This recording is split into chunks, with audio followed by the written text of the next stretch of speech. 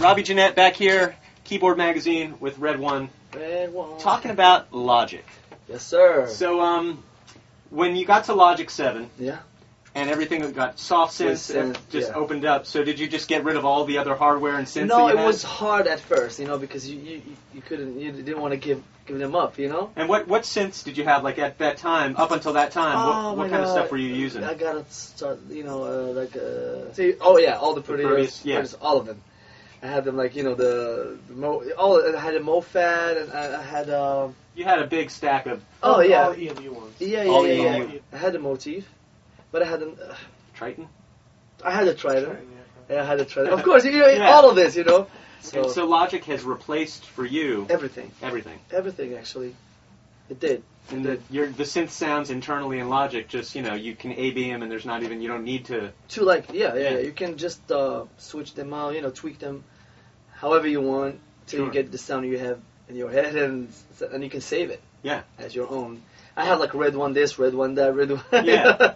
So I have like a list of so many sounds that are RedOne sounds, right.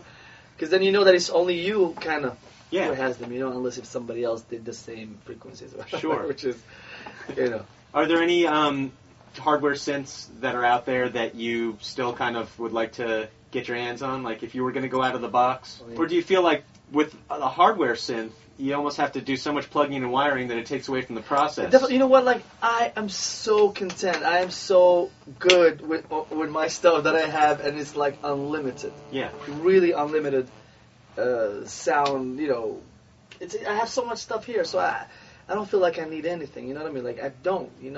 Whatever sound I hear somewhere else, I can just fix it here and try to find it, and I'll make it. Yeah. What would you give in terms of advice to people who are up-and-coming producers or who are getting into... In terms of in terms of creativity and in terms of, learning to become more professional at what they do. Like, try to not do quantity, but do quality. You know what I mean? Instead of, like, just, I do 12 tracks a day, blah, blah, blah. Right. It's not that. Do one and make it as good as possible. Make it, like, sound solid.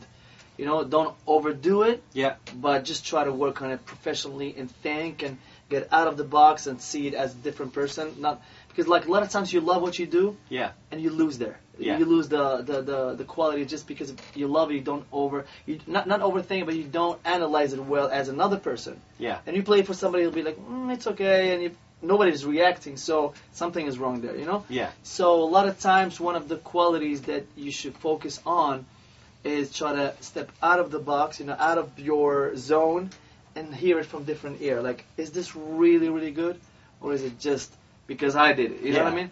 I've been doing this forever, like for 14 years, and it took me a lot of time. I've done some hits in Sweden and all that, but it's progress all the way, all the time. Right.